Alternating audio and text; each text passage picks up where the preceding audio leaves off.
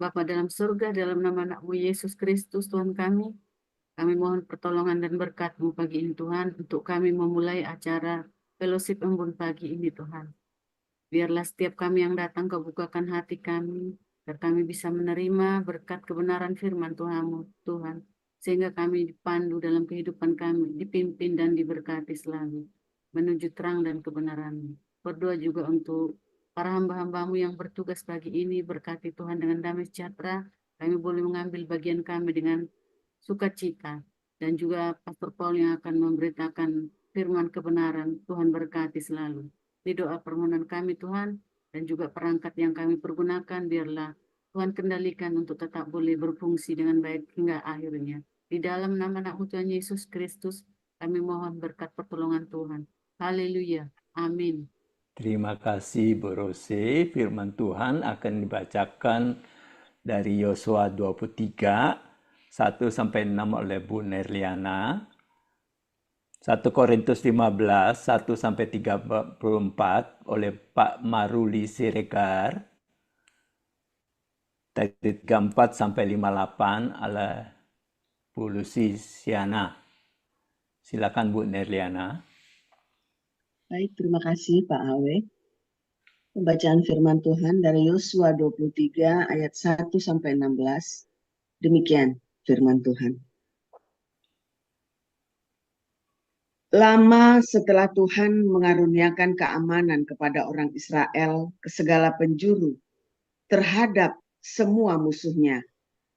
Dan ketika Yosua telah tua dan lanjut umur, dipanggilnya seluruh orang Israel, para tua-tuanya, para kepalanya, para hakimnya, dan para pengatur pasukannya, dan berkata kepada mereka,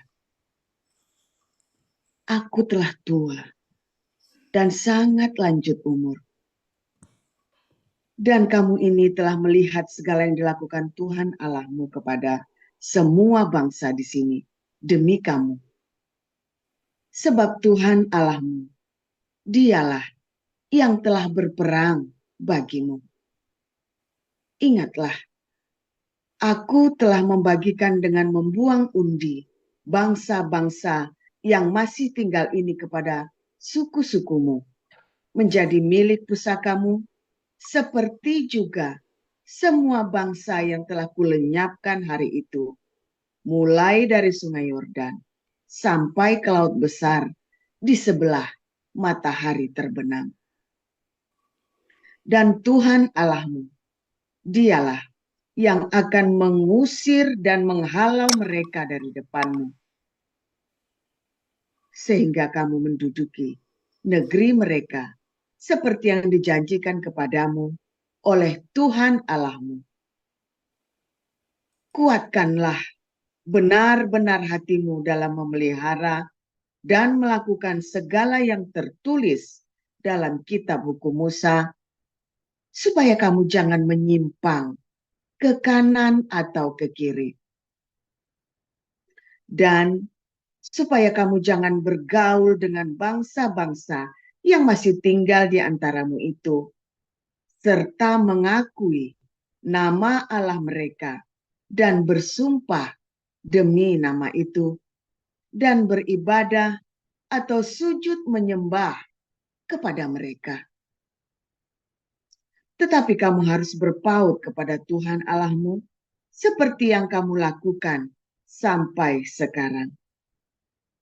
Bukankah Tuhan telah menghalau bangsa-bangsa yang besar dan kuat dari depanmu, dan akan kamu ini seorang pun tidak ada yang tahan menghadapi kamu sampai sekarang. Satu orang saja daripada kamu dapat mengejar 1.000 orang, sebab Tuhan Allahmu, Dialah yang berperang bagi kamu seperti yang dijanjikannya kepadamu. Maka demi nyawamu, bertekunlah mengasihi Tuhan Allahmu. Sebab jika kamu berbalik dan berpaut kepada sisa bangsa-bangsa ini yang masih tinggal di antara kamu, kawin-mengawin dengan mereka, serta bergaul dengan mereka, dan mereka dengan kamu, maka ketahuilah dengan sesungguhnya bahwa Tuhan Allahmu tidak akan menghalau lagi bangsa-bangsa itu dari depanmu, tetapi mereka akan menjadi perangkap dan jerat bagimu, menjadi cambuk pada lambungmu dan duri di matamu, sampai kamu binasa dari tanah yang baik ini, yang telah diberikan kepadamu oleh Tuhan Allahmu. Maka sekarang, sebentar lagi, aku akan menempuh jalan segala yang fana. Sebab itu, insaflah dengan segenap hatimu dan dengan segenap jiwamu, bahwa satu pun dari segala yang baik yang telah dijanjikan kepadamu oleh Tuhan Allahmu tidak ada yang tidak dipenuhi. Semuanya telah digenapi bagimu. Tidak ada satupun yang tidak dipenuhi. Tetapi seperti telah datang atas kamu segala yang baik yang telah dijanjikan kepadamu oleh Tuhan Allahmu, demikianlah Tuhan akan mendatangkan atas kamu segala yang baik sampai Ia telah memusnahkan kamu dari tanah yang baik ini, yang diberikan kepadamu oleh Tuhan Allahmu. Apabila kamu melangkah perjanjian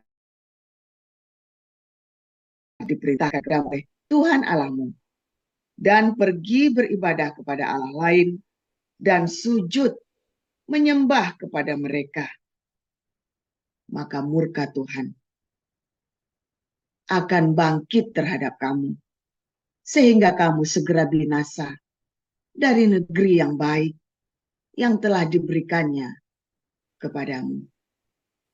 Demikian. Ya, terima kasih Pak Maruli. 1 Korintus 15, 1 sampai 34.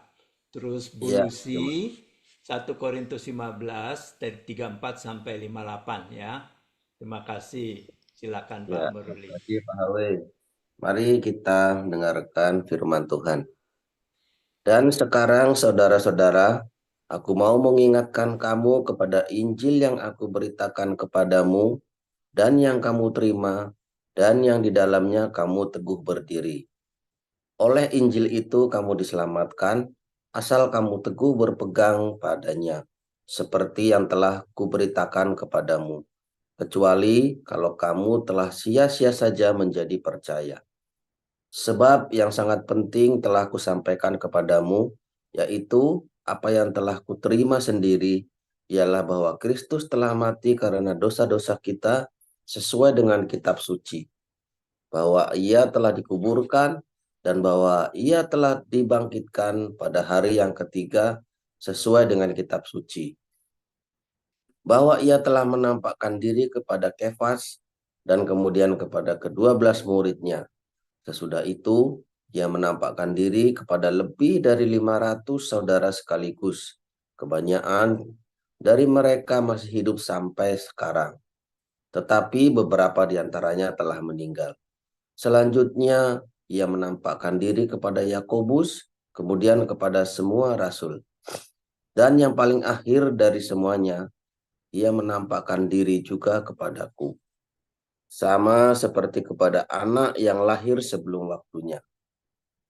Karena aku adalah yang paling hina dari semua rasul, bahkan tidak layak disebut rasul, sebab aku telah menganiaya jemaat Allah. Tetapi karena kasih karunia Allah, aku adalah sebagaimana aku ada sekarang, dan kasih karunia yang dianugerahkannya kepadaku tidak sia-sia. Sebaliknya, aku telah bekerja lebih keras daripada mereka semua. Tetapi bukannya aku, melainkan kasih karunia Allah yang menyertai aku. Sebab itu baik aku maupun mereka, demikianlah kami mengajar dan demikianlah kamu menjadi percaya. Jadi bila mana kami beritakan bahwa Kristus dibangkitkan dari antara orang mati, bagaimana mungkin ada di antara kamu yang mengatakan bahwa tidak ada kebangkitan orang mati? Kalau tidak ada kebangkitan orang mati, maka Kristus juga tidak dibangkitkan. Tetapi andai kata Kristus tidak dibangkitkan, maka sia-sialah pemberitaan kami dan sia-sialah juga kepercayaan kamu. Lebih daripada itu, kami ternyata berdusta terhadap Allah karena tentang Dia kami katakan bahwa Ia telah membangkitkan Kristus, padahal Ia tidak dibangkitkannya. Kalau andai kata benar bahwa orang mati tidak dibangkitkan. Sebab jika benar orang mati tidak dibangkitkan, maka Kristus juga tidak dibangkitkan. Dan jika Kristus tidak dibangkitkan, maka sia-sialah kepercayaan kamu dan kamu masih hidup dalam dosamu. Demikianlah binasa juga orang-orang yang mati dalam Kristus. Jikalau kita hanya dalam hidup ini saja menaruh pengharapan pada Kristus, maka kita adalah orang-orang yang paling malang dari segala manusia. Tetapi yang benar ialah bahwa Kristus telah dibangkitkan dari antara orang mati sebagai yang sulung dari orang-orang yang telah meninggal. Sebab sama seperti maut datang karena satu orang manusia, demikian juga kebangkitan orang mati datang karena satu orang manusia. Karena sama seperti semua orang mati dalam persekutuan dengan Adam, demikian pula semua orang akan dihidupkan kembali dalam persekutuan dengan Kristus. Tetapi tiap-tiap orang menurut urutannya. Kristus sebagai buah sulung, sudah itu mereka yang menjadi miliknya pada waktu kedatangannya. Kemudian tiba kesudahannya, yaitu bila mana ia menyerahkan kerajaan kepada Allah Bapa, sesudah ia membinasakan segala pemerintahan, kekuasaan, dan kekuatan. Karena ia harus memegang pemerintahan sebagai raja sampai Allah meletakkan semua musuhnya di bawah kakinya. Musuh yang terakhir yang dibinasakan ialah maut. Sebab segala sesuatu telah ditaklukkannya di bawah kakinya. Tetapi kalau dikatakan bahwa segala sesuatu telah ditaklukkan, maka teranglah bahwa ia sendiri yang telah menaklukkan segala sesuatu di bawah kaki Kristus itu tidak termaksud di dalamnya. Tetapi kalau segala sesuatu telah ditaklukkan di bawah Kristus, maka ia sendiri sebagai anak akan menaklukkan dirinya di bawah Dia, yang telah menaklukkan segala sesuatu di bawahnya, supaya Allah menjadi semua di dalam semua. Jika tidak demikian, apakah faedahnya perbuatan orang-orang yang dibaptis bagi orang mati? Kalau orang mati sama sekali tidak dibangkitkan, mengapa mereka mau dibaptis bagi orang-orang yang telah meninggal? Dan kamu juga, mengapakah kami setiap saat membawa diri kami ke dalam bahaya? Saudara-saudara, tiap-tiap hari aku berhadapan dengan maut demi kebanggaanku akan kamu dalam Kristus Yesus, Tuhan kita. Aku katakan bahwa hal ini benar. Kalau hanya berdasarkan pertimbangan-pertimbangan manusia saja aku telah berjuang melawan binatang buas di Efesus, apakah gunanya hal itu bagiku? Jika orang mati tidak dibangkitkan, maka marilah kita makan dan minum, sebab besok kita mati. Janganlah kamu sesat. Pergaulan yang buruk merusakkan kebiasaan yang baik. Sadarlah kembali sebaik-baiknya dan jangan berbuat dosa lagi. Ada di antara kamu yang tidak mengenal Allah. Hal itu kukatakan supaya kamu merasa malu. Amin. Baik, saya sambung. Tetapi mungkin ada orang yang bertanya, bagaimanakah orang mati dibangkitkan? Dan dengan tubuh apakah mereka akan datang kembali? Hai orang bodoh, apa yang engkau sendiri taburkan tidak akan tumbuh dan hidup kalau ia tidak mati dulu.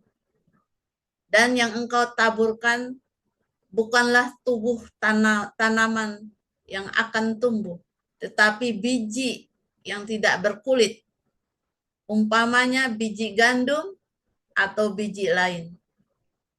Tetapi Allah memberikan kepadanya suatu tubuh seperti yang dikehendakinya. Ia memberi kepada tiap-tiap biji tubuhnya sendiri. Bukan semua daging sama. Daging manusia lain daripada daging binatang, lain daripada daging burung, lain daripada daging ikan. Ada tubuh surgawi dan ada tubuh duniawi. Tetapi kemuliaan tubuh surgawi lain daripada kemuliaan tubuh duniawi. Kemuliaan matahari lain daripada kemuliaan bulan. Dan kemuliaan bulan lain daripada kemuliaan bintang-bintang. Dan kemuliaan bintang yang satu berbeda dengan kemuliaan bintang yang lain. Demikianlah pula halnya dengan kebangkitan orang mati. Ditaburkan dalam kebinasaan, dibangkitkan dalam ketidakbinasaan. Ditaburkan dalam kehinaan, dibangkitkan dalam kemuliaan. Ditaburkan dalam kelemahan, dibangkitkan dalam kekuatan. Yang ditaburkan adalah tubuh alamiah, yang dibangkitkan adalah tubuh rohania. Jika ada tubuh alamiah, maka ada pula tubuh rohania. Seperti ada tertulis, manusia pertama, Adam menjadi makhluk yang hidup. Tetapi Adam yang akhir menjadi roh yang menghidupkan. Tetapi yang mula-mula datang bukanlah yang rohania, tetapi yang alamiah. Kemudian barulah datang yang rohania. Manusia pertama berasal dari debu tanah dan bersifat jasmani. Manusia kedua berasal dari sorga. Makhluk-makhluk alamiah sama dengan dia yang berasal dari debu tanah, dan makhluk-makhluk sorgawi sama dengan dia yang berasal dari sorga. Sama seperti kita telah memakai rupa dari yang alamiah, demikian pula kita akan memakai rupa dari yang surgawi. Saudara-saudara, inilah yang hendak kukatakan kepadamu, yaitu bahwa daging dan darah tidak mendapat bagian dalam kerajaan Allah, dan bahwa yang binasa tidak mendapat bagian dalam apa yang tidak binasa. Sesungguhnya aku menyatakan kepadamu suatu rahasia. Kita tidak akan mati semuanya, tetapi kita semuanya akan diubah dalam sekejap mata. Ada waktu bunyi nafiri yang terakhir, sebab nafiri akan berbunyi dan orang-orang mati akan dibangkitkan dalam keadaan yang tidak dapat binasa, dan kita semua akan diubah. Karena yang dapat binasa ini harus mengenakan yang tidak dapat binasa, dan yang dapat mati ini harus mengenakan yang tidak dapat mati. Dan sesudah yang dapat binasa ini mengenakan yang tidak dapat binasa, dan yang dapat mati ini mengenakan yang tidak dapat mati.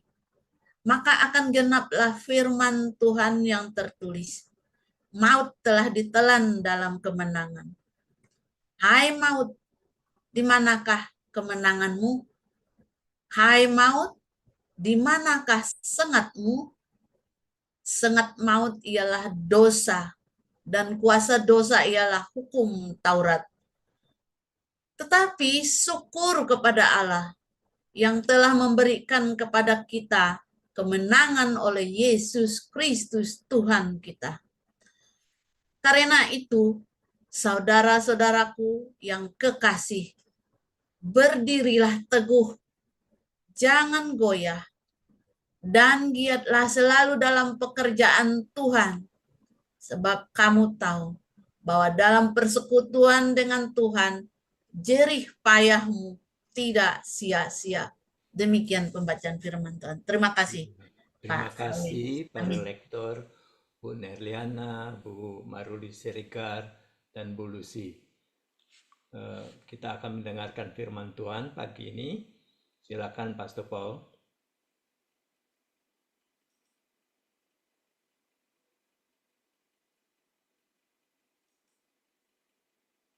Haleluya, firman Tuhan selalu baru buat kita semuanya yang menanti-nantikan Tuhan dengan penuh cinta dan konsisten, saudara ya. Saudara, tadi ayatnya bagus ya, pergaulan yang buruk merusak kebiasaan yang baik. Nah, di 1 Korintus 15 diawali dengan pertobatan, ya, dengan pertobatan. Lalu dicerita ya, sampai nanti kedatangan Tuhan yang kedua, ya, tentang kebangkitan orang mati. Tetapi di tengah jalan kita bergaul dengan orang-orang yang salah, saudara ya, dalam proses iman kehidupan kita itu kita bergaul dengan orang-orang yang salah. Saya tidak berkata bahwa Anda tidak boleh bergaul, berteman dengan orang yang di luar Kristen, bukan, saudara ya. Tapi yang tidak boleh Anda ya runtang-runtung sama mereka sampai Anda jadi terpengaruh cara berpikirnya, ya. Tapi masalahnya sekarang ayat itu dipersempit, bahkan orang Kristen aja seringkali ngawur ya. Anda kumpul sama orang yang tiap hari ributnya Tritunggal Oneness terus, Anda juga akan ikut kentir kayak mereka, sudah ikutan compong begitu ya. Nanti kamu tidak suka sama gereja itu, tidak suka gereja sana, tidak semua kamu anggap sesat semua, dan kamu sendiri tidak berbuah, yang adanya buah dada sama buah sakar aja tuh saudara ya. Kamu tidak berbuah, karena apa? Kamu runtang-runtung sama orang yang ributnya cuma dogma. Yang tidak, ya seringkali saudara ya, kita banyak menghakimi orang Katolik ya, saya lihat ya. Ada Esra Soru, ada si Budi Asali, ada Muriwali, ada siapa lagi itu ya. Banyak sekali menghakimi orang Katolik seakan-akan sesat. Saudara, saya kasih tahu Anda ya, saudara ya. Seringkali ya justru orang-orang Katolik ini yang banyak berbuah. Karena mereka tidak banyak tahu tentang dogma. Ya, mereka cuma tahu diajarin sama romonya, yuk kita mencintai, yuk langsung praktek diakonia, yuk kita langsung praktek ngunjungin orang sakit, yuk kita langsung praktek ke penjara. Lebih praktis. Namun orang-orang yang sok punya teorinya banyak itu tentang Alkitab itu, ya mereka kerjanya cuma debat, ya kan, debat kusir, ya kan, merasa dirinya paling hebat, sekolah juga enggak, ngerti juga enggak, kadang-kadang ya saudara ya. Akhirnya apa saudara yang terjadi? Orang-orang ini kemudian, itu tadi buahnya hanya buah dada dan buah sakar. Tapi di samping itu banyak orang-orang Katolik yang tidak memahami imannya juga. Nah, apa yang mereka lakukan saja. Itu benar saudara ya. Jadi orang Katolik itu benar, yang penting lakukan. Tetapi memang selama saya pernah bikin penelitian, orang Katolik itu paling mudah untuk dimurtadkan saudara ya. Karena apa? Karena tidak ada dasar-dasar pengetahuan. Kurang diajar mereka secara detail. Tapi di satu pihak, orang-orang yang sok teorinya banyak ini juga tidak melakukan. Ya dua-duanya nggak benar. Akhirnya dua-duanya yang terjadi adalah yang satu gampang dimurtadkan, yang satu ditolak dari kerajaan sorga, sama-sama nggak masuk sorga, sama-sama tidak dibangkitkan di hari zaman nanti. Kenapa? Karena dua-duanya punya pergaulan, ya, yang satu yang suka berteori, yang satu akhirnya dimurtadkan. Saya tidak bicara tentang orang Katolik yang tetap percaya kepada Yesus ya, saya cerita ini orang Katolik yang akhirnya murtad. Akhirnya mudah sekali ya, orang-orang Katolik ini mudah sekali digeser. Karena mereka suka bingung. Yang mereka pahami adalah sesuatu yang sudah jadi, sudah baku tanpa mereka mengerti asal-usulnya. Ya, sehingga mudah digoyang ya, mudah dibelokkan. Makanya selalu kita disuruh menambahkan kepada iman kita itu apa? Pengetahuan, saudara ya. Jadi iman tanpa perbuatan itu mati. Tetapi kita disuruh menambahkan kepada iman kita pengetahuan. Metanoia itu, saudara ya. Karena kalau Anda tidak tahu, Anda akan mudah sekali diombang-ambingkan. Makanya segala sesuatu, ya Anda harus belajar, mau membuka diri. Saudara, waktu saya jadi saya kerja sekuler ya, saya itu banyak berteman ya dengan banyak orang ya. Nah, tetapi saya selalu pulang ke rumah. Ya, saya tidak bisa jauh dari keluarga. Saya pulang ke rumah. Pergaulan saya dengan sepupu saya, dengan teman gereja, dengan teman-teman di gereja, dengan sepupu saya, dengan keluarga besar kami ya. Itu pergaulan kami ya itu. Dan kita selalu dikuatkan di dalam iman, kita selalu sama-sama ya. Gerejanya gereja model-model GKI gitu, saudara ya, yang nggak hiruk pikuk begitu ya. Tetapi kita hidupnya normal, kita tenang. Saya juga lurus lempeng, saudara ya. Pikirannya juga nggak kemana-mana. Dan selama saya mengamatinya, selama saya hidup takut akan Tuhan, tenang ya, mendekat sama Tuhan, ya hidup kami stabil. Suatu hari saya dipromosi, saudara ya, saya terpaksa harus pisah jauh ya, di luar kota. Nah, di luar kota kan kita sendirian, maka saya punya teman-teman, ya anak-anak kantor. Anak-anak kantor ini, ya kita pertama kali di Bali ya, saya pertama kali pisahan lama ya dengan istri saya itu saya di Bali. Anak-anak kantor ini clubbing ya, karena di Bali kita tiap malam kerjanya ngapain? Ya clubbing. Saya coba bergaul juga ya dengan orang-orang gereja, tetapi beda, saudara ya. Tetapi beda. Nanti saya cerita ya, kapan-kapan saya cerita, mengapa ada orang-orang gereja. Makanya tadi saya bilang ya, pergaulan yang buruk rusakkan kebiasaan yang baik. Tetapi masalahnya sekarang di gereja pun pergaulannya bisa buruk itu tadi. Ya. Nah, sekarang saya ada di dalam pergaulan, anak-anak itu kita clubbing, tiap malam kita clubbing.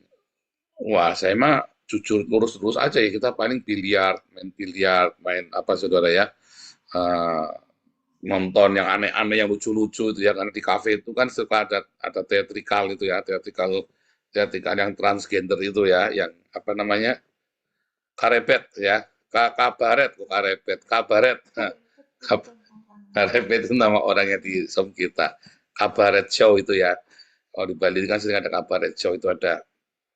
Nah, itu lucu-lucu ya, saya suka langganan kafe itu karena kafe itu dulu waktu saya dulu itu kafe itu di tempat kerja sebelumnya, kafe itu adalah saya, saudara ya, kolega saya yang punya kafe itu. Nah, jadi saya sering nongkrong di situ. Nah, setelah saya nongkrong di situ, kita ngobrol-ngobrol dengan mereka ya, saudara ya. Setiap hari setahun, 2 tahun, terus saya kenalan juga ya dengan orang yang istrinya 3, istrinya 7, ya istrinya satu, tapi dia punya cem-ceman. Banyak yang seperti itu, saudara ya. Saya nggak kepengen tuh punya cem-ceman, punya apa begitu ya, punya. Wah, sekretaris kita mah dulu kalau namanya di Bali ya, orang-orang orang itu kan kita pergaulan bebas. Tapi yang nggak kepengen juga. Kenapa, saudara? Karena ada backingnya di belakangnya, saudara ya, orang yang berdoa. Kita punya dididik dari lingkungan yang baik, kita bersama dengan lingkungan yang baik, kita kita takut akan Tuhan, berdoa pagi-pagi bangun, kita masih berdoa, ya kan? Dan saya juga selama di Bali, saya juga mencari komunitas anak-anak Tuhan di sana, anak-anak Allah yang ada di Bali ya, saudara. Saya merapat, ya, tetapi nggak nyaman. Ya, saya tidak nyaman dengan pergaulan itu semua. Ya, nah, fine aja semua, saudara. Begitu saya kembali ke Jakarta, ya, kemudian saya pindah kerja, saya kembali ke Jakarta, saudara ya. Wah, tapi kan saya punya pengalaman yang aneh-aneh itu, saudara. Nah, pengalaman yang aneh-aneh itu dalam kondisi waktu itu, saya kemudian masuk di dalam dunia yang lebih besar ya, dunia yang lebih besar. Nah, kemudian saya mulai bergaul dengan orang-orang yang lebih serem-serem lagi di situ ya, saudara ya. Masih tidak terpengaruh, tetapi dalam pemikiran saya semuanya sudah berbeda paradigmanya. Saudara, sebelum saya dari Bali, saya bekerja itu untuk membiayai pelayanan saya, saudara ya. Begitu di Bali, kita sudah hampir tidak ada waktu untuk pelayanan, untuk memberitakan Injil, untuk bersaksi. Hampir udah nggak ada waktu lagi.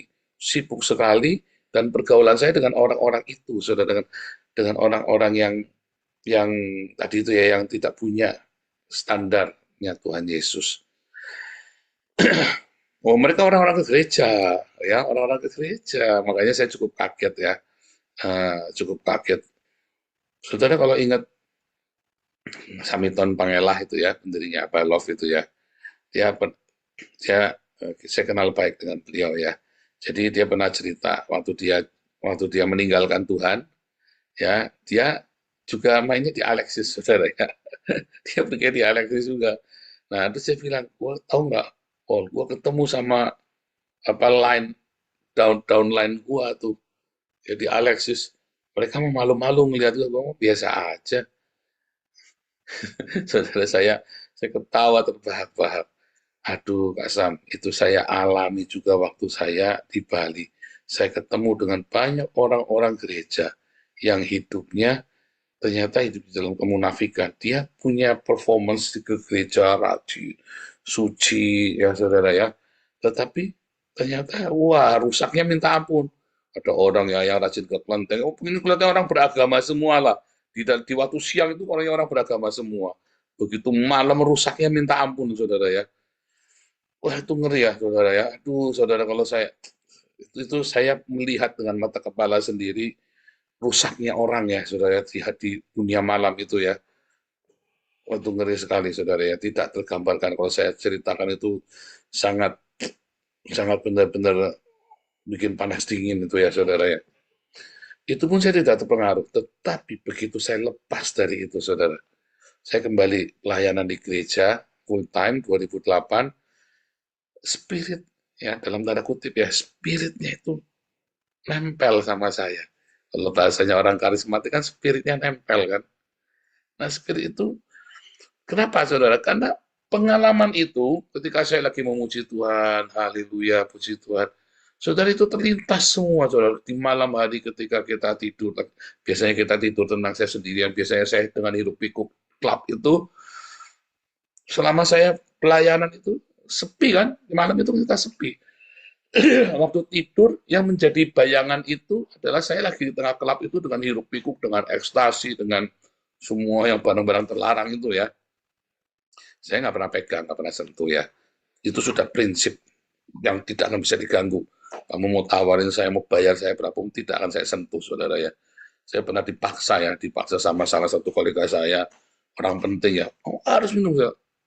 Jangan paksa saya, Pak. Saya marah, saudara. Ini orang hebat sekali dan orang kaya-kaya sekali, ya, yang teman baik. Orangnya juga sama saya, kita saling menghargai ya. Dia di atas saya lebih tua. Rahasianya dia di tangan saya, selingkuhannya dia di tangan saya, saudara. Itu suruh saya minum makan ekstasi, bilang enggak mau, jangan Pak, Pak boleh tawarin saya macam tapi jangan kasih ekstasi, Pak, saya enggak mau. Kenapa, saudara? Nanti kalau tiba-tiba digerebek ketangkep, wah, saya pulang saya, saudara ya. Kasihan anak saya nanti, kasihan istri saya. Karena kalau sudah kena narkoba itu pusing, saudara. Ya, saya mau bergaul dengan apa saja, tapi udah begitu narkoba haram jadah, saudara. Itu benar. Kamu bunuh saya pun tidak akan saya sentuh, pokoknya, saudara. Istilahnya begitu. Kenapa? Karena saya tahu hukumnya itu mengerikan sekali, saudara ya. Dan di Indonesia itu hukumnya nggak jelas. Kamu bawa sedikit aja hukumanmu bisa 20 tahun, saudara. Ya, cuman terlibat saja sama orang yang bawa, kamu bisa ikut bawa, kamu hukumanmu sudah 20 tahun itu kalau kamu tidak bayar. Ya, akhirnya kamu melarat gara-gara itu kan konyol, saudara ya. Kamu melarat gara-gara itu, utangnya banyak kamu bayar. Kalau ketangkap di Jakarta Barat itu, kamu buat pisah perkara itu, bayarnya minimum 400 juta, saudara. Buat nyeplit BAP-nya, supaya kamu tetap ditahan, tapi 4 tahun saja hukumnya. Kalau kamu tidak bayar, hukumnya kamu bisa 10 tahun, 15 tahun. Ya, kasih tahu mereka, jangan sentuh, kasih tahu anak-anak kamu, wanti-wanti, jangan sampai. Itu pergaulan. Ya, itu dari pergaulan. Hati-hati, saudara ya. Makanya Yosua itu ngomongin sama umat Israel, hati-hati ya kamu gaul. Kamu kumpul sama orang-orang ini, nanti kamu kawin cerai, kamu menikah sama mereka. Lalu kamu mulai ikut-ikutan latah. Tadinya latah nyebut dewa Kamos, dewa ini, dewa itu, kamu sebut, saudara ya. Dan akhirnya kamu terbiasa. Tadinya itu kamu jaga-jaga. Lama-lama kamu terbiasa. Coba sini siapa yang saya suka bilang, insya Allah Pak, insya Allah Pak, Masya Allah, siapa di sini yang suka bilang begitu? Kan tadinya kan Bahasa Masya Allah, itu kan bukan bahasanya kita kan. Ya kan, siapa di sini suka bilang Masya Allah itu? Nah, kalau saya suka bilangnya Pak, masnya alay. Maksudnya si masnya itu alay banget gitu, goblok banget tuh. Kamu alay banget sih, nah itu loh, masnya alay. Tapi kalau kalian kan terbiasa kan, karena kalian bergaul dengan orang-orang ini, ya, ya Allah, siapa yang suka bilang gitu? Ya Allah, saya kalau dengar orang Kristen ngomong begitu, saya kupingnya gatel, saudara ya. Kalau ada orang Kristen bilang, ya Allah, kuping saya gatel, tak tengok, tak lihatin. Kenapa sih kamu sebut-sebut Allah sih? Kalau Allah, itu kan bahasa Indonesia A-L-L-A-H. Bacanya Allah, bukan Allah. Bukan Allah. Allah, kita bilangnya Allah, karena itu bahasa Indonesia.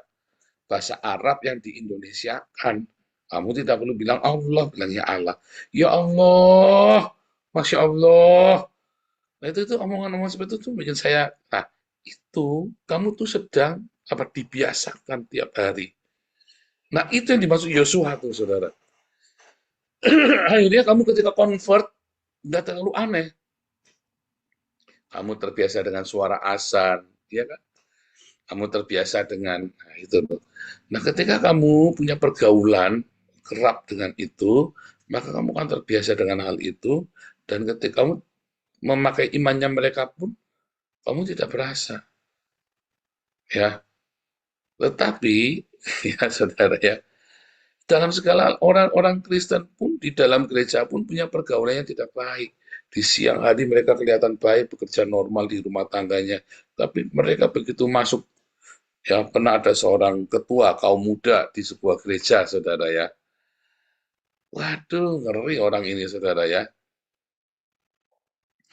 Ya ngeri juga pergaulannya. Ya katanya ya kita selamat datang di dunianya, atau saya bilang, wah tadinya saya nolak ya.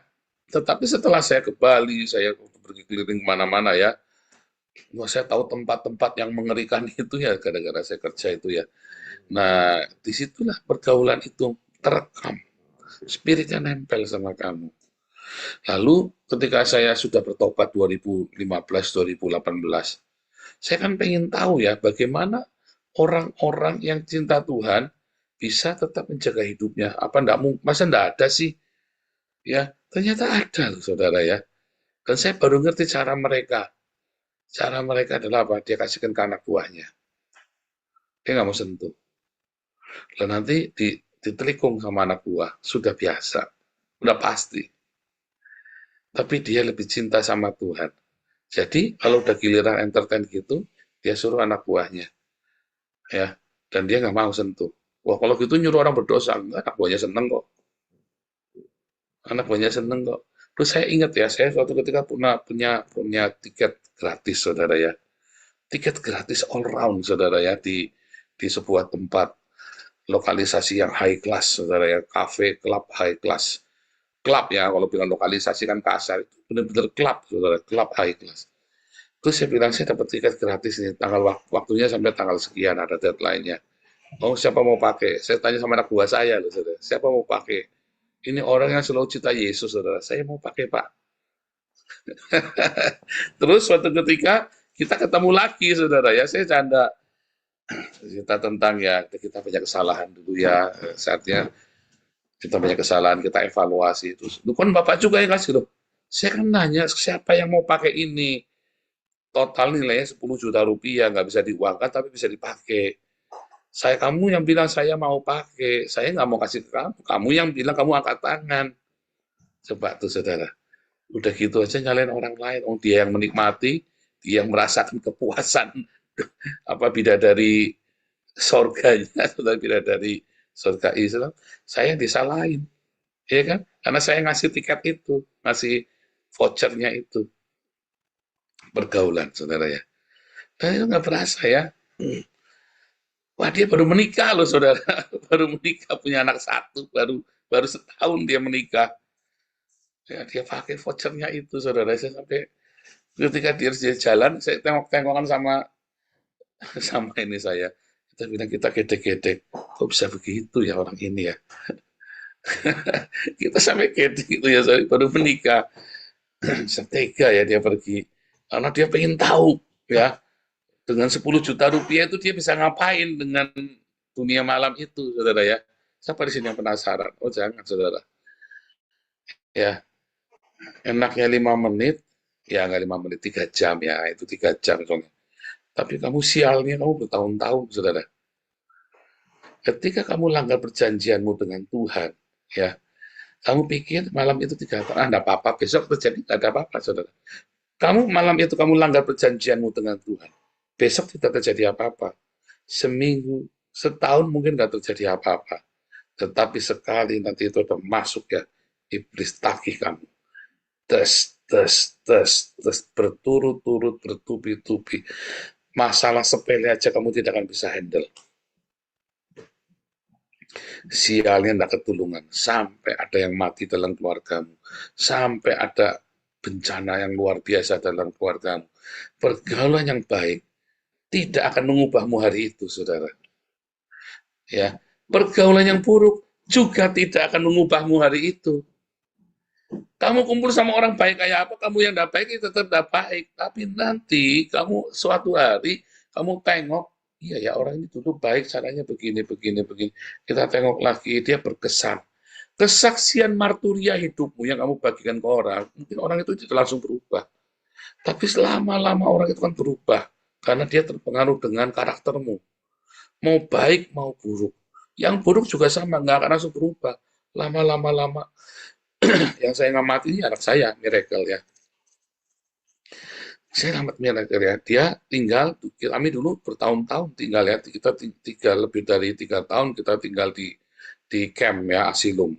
Nah, si Miracle ini kan siang malam kumpulnya sama anak-anak Arab ini kan. Terus begitu dia berubah, saya lihat, kamu tuh nggak boleh begitu. Itu kan teman kamu yang begitu. Kamu nggak boleh. Kita ini bukan orang Arab. Kita bukan orang Islam. Bagaimanapun juga itu kan berdampak, saudara. Ya, makanya saya bilang sama Miracle ya, kamu tidak boleh seperti mereka. Kamu boleh berteman dengan mereka, tapi kamu tidak boleh seperti mereka. Nah, kemudian ada mujizat ya, anak saya bisa sekolah di sekolah Katolik ya. Padahal kita belum dapat status waktu itu. Tapi ada pertolongan Tuhan. Kita cemas ya anak ini bergaul dengan orang-orang ini. Ya ngeri-ngeri anak-anak Arab ini ya saudara ya. Anak-anak 9 tahun waktu itu ya. Anak 9 tahun sudah ngerti cium-ciuman, cipok-cipokan sama teman-teman Arabnya ya. Bangga kalau orang gitu. Oh, liar sekali saudara. Ini orang-orang Islam ini pergaulannya itu kelihatannya pakai jilbab tapi lebih mengerikan daripada orang-orang Belandanya loh saudara ya. Serius saudara ya, kamu pikir orang ini saleh-saleh, pakaiannya ditutup saudara, bawahnya dibuka semua. Ngeri ya saudara. Ya, dan bilang kamu nggak boleh bangga ya, tadi aku tadi cium sama ini si Ahmad segala macam. Menjijikan sekali kamu kayak gitu, kamu jangan berteman, tinggal aja. Kamu jangan deket-deket. Itu orang udah baik. Saya bilang gitu ya, itu orang udah baik. Karena mereka biasa yang mau 12 tahun, 9 tahun udah kawin ya saudara ya. Jadi mereka kumpul ya, mereka pacaran, mereka waktu itu masih SD ya. Terus pacaran saudara ya, sama yang sudah SMA gitu ya. Bangga saudara ya. Mereka masih SD pacaran sampai sudah SMA, bangganya sekali. Kamu jangan deket-deket lagi sama dia. Dia bilang, bukan karena agamanya Islam, bukan. Tapi karena dia sudah tahu pacarnya anak sudah dewasa. Dia masih SD kelas 6. Nah itu saudara ya. Pergaulan yang buruk itu akan mempengaruhi kita tanpa kita sadar. Kita tidak sadar. Makanya orang tua, hati-hati. Kamu lihat anakmu, loh, saudara. Kalau anakmu nanti sudah terjerat, jangan kamu bilang, Tuhan tolong aku. Tuhan tidak akan tolong. Karena Tuhan sudah bilang, kan aku sudah kasih dia, kamu jaga. Aku sudah percayakan kamu buat jaga. Jangan kamu teriak-teriak Tuhan tolong lagi. Dan kamu tidak menjaga anakmu. Kamu harus bayar harganya. Jadi sebelum terlanjur, kamu harus selalu jaga pergaulan anakmu. Dan tentu saja dirimu juga. Jangan kamu bergaulan sama orang tidak benar, lalu kamu paksa anakmu bergaul sama orang benar. Mana bisa? Bapak-bapak, kamu hobi ke Alexis, lalu kamu nyuruh anak kamu supaya hidupnya benar. Mana bisa? Ya, saudara ya, ingat-ingat ya. Jangan nanti kamu nyesel. Kalau sudah nyesel, belai, jangan bilang Tuhan tolong, saudara. Kamu harus bayar harganya. Ya, Tuhan Yesus memberkati.